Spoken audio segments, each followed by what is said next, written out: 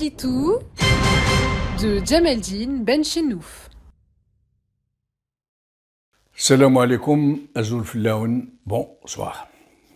L'affaire Naël, Rabbi Rahmou, et l'explosion de colère de certaines banlieues françaises n'en finit pas de défrayer la chronique.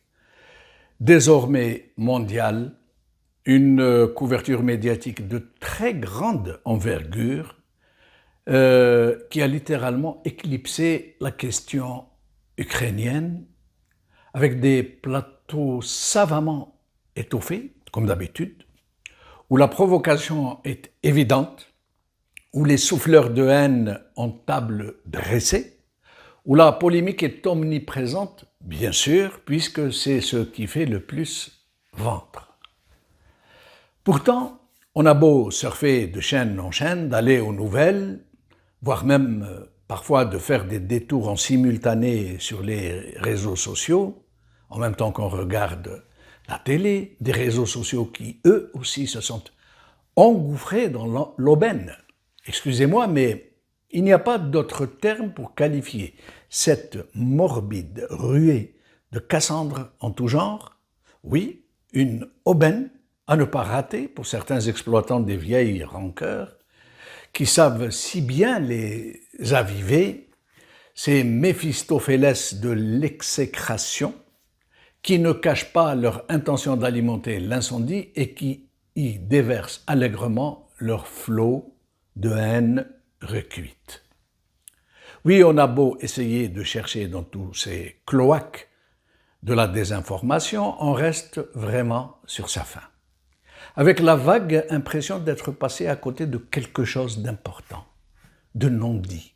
Un peu comme si, après un incendie, le rapport des pompiers biaisait des informations essentielles sur ses causes premières, sur le fameux triangle du feu, le combustible, le comburant, la source d'énergie. Oui, tout le monde l'aura remarqué, ou du moins ressenti, le traitement médiatique de cette affaire a été, comme d'habitude, d'une superficialité outrageante, d'une superficialité voulue, autant pour la victime que pour une population qui se chiffre en millions de personnes, que pour toute la société française qui fonce tête baissée vers de très sombres lendemains sans même savoir seulement que cette population qui est aujourd'hui sur la sellette, encore une fois, représente très certainement plus de 10% de la population française. C'est dire. Une tragédie comme celle qui a coûté la vie à Naël et l'explosion de colère qui l'a suivie aurait dû susciter un traitement de fond par les médias et les politiques français. À plus forte raison que la police française semble être coutumière du fait.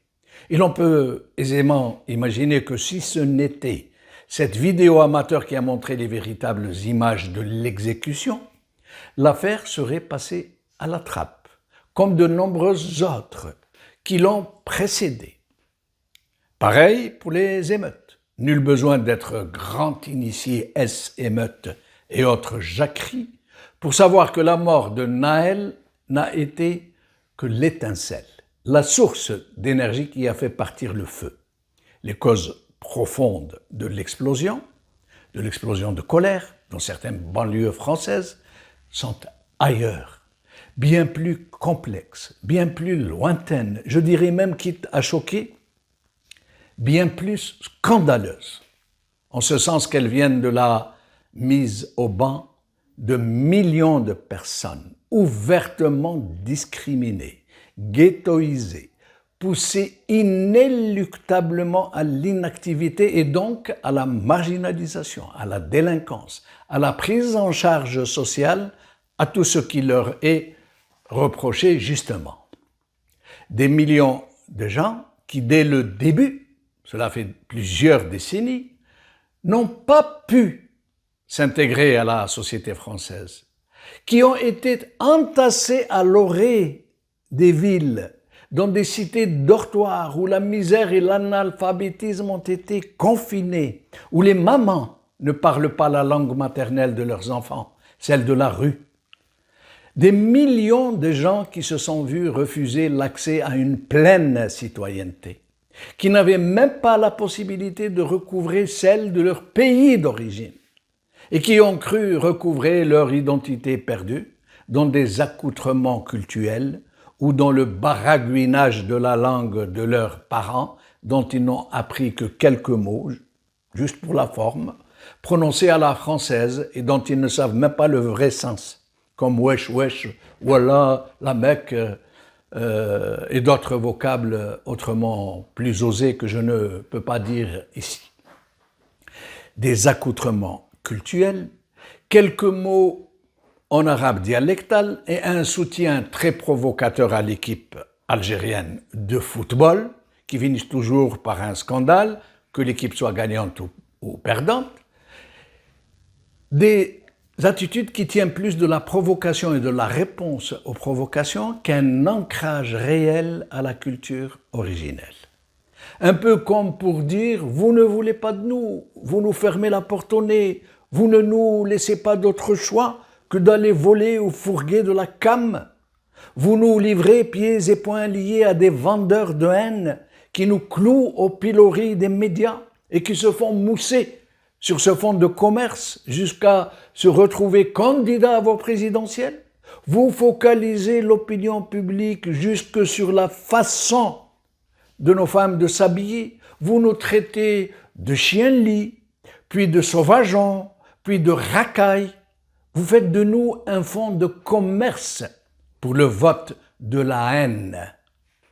Vous diluez insidieusement dans la société l'idée que nos travers, ceux-là même que vous nous avez vous-même inculqués, sont une caractéristique de notre race et de notre religion. Vous imputez tous vos problèmes économiques à notre présence dans votre pays, dans notre pays désormais. Et quand ça explose, de temps en temps, alors systématiquement, inévitablement et à chaque fois, vous invitez vos experts SN, vos islamophobes, vos arabophobes, à venir jeter de l'huile sur le feu et à lancer leur fumigène pour empêcher justement la société française de découvrir le poteau rose.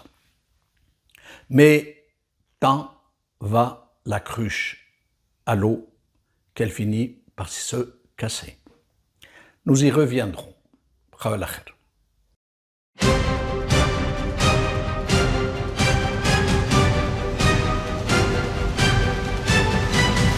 L'édito de Djemeldine Benchenouf.